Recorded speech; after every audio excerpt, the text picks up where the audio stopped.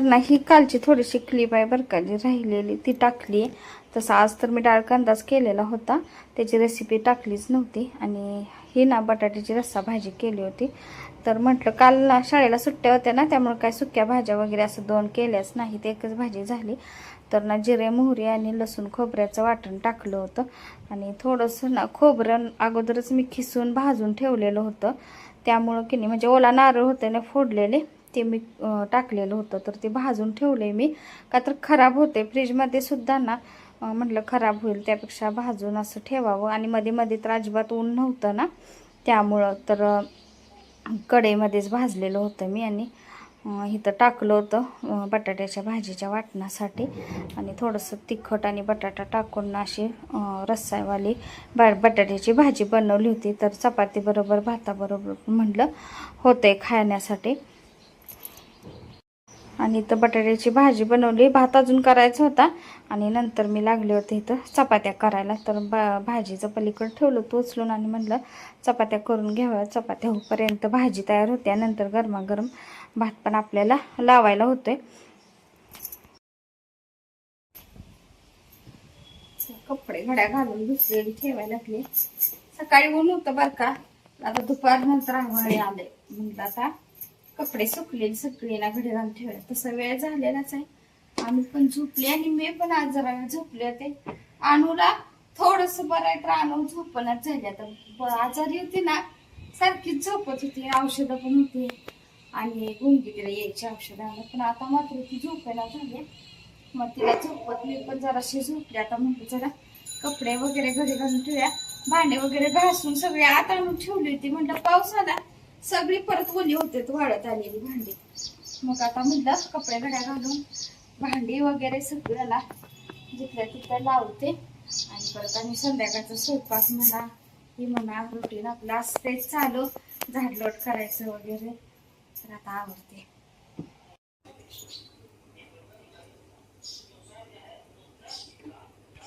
हे काय असं व्हायला काय माहिती. डाळ कांदा केला इथं, तर बरेच दिवस झालं ना डाळ कांदा केलेलाच नव्हता.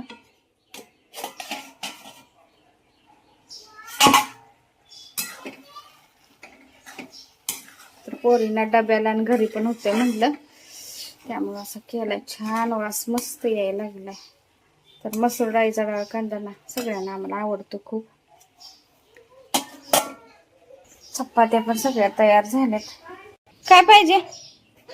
झाली की भाजी.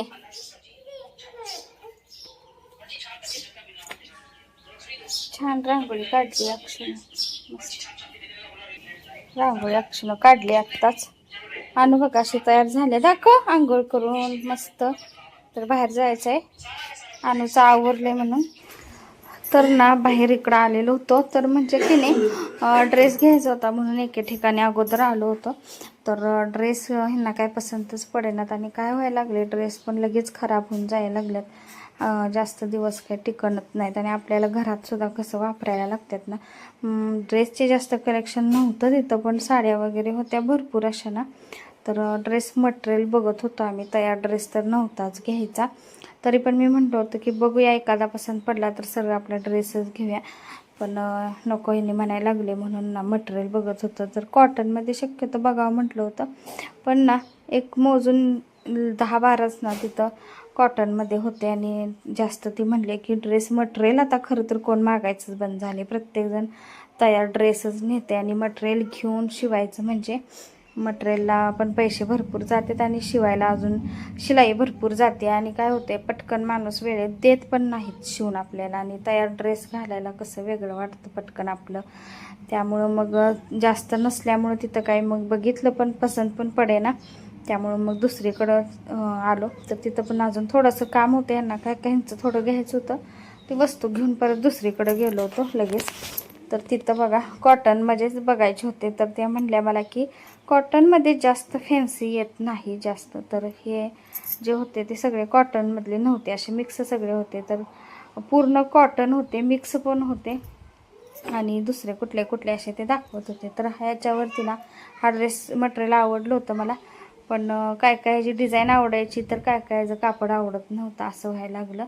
आणि कायचे कापड चांगलं आहे तर डिझाईन म्हणजे पसंत नाही आहे. आणि व्हाईट कलरचा ड्रेस आता झाला आहे मला, त्यामुळं व्हाईट कलरचाच यांना आवडला होता म्हणून ते नकोच म्हटलं मी, दुसरा घेऊया.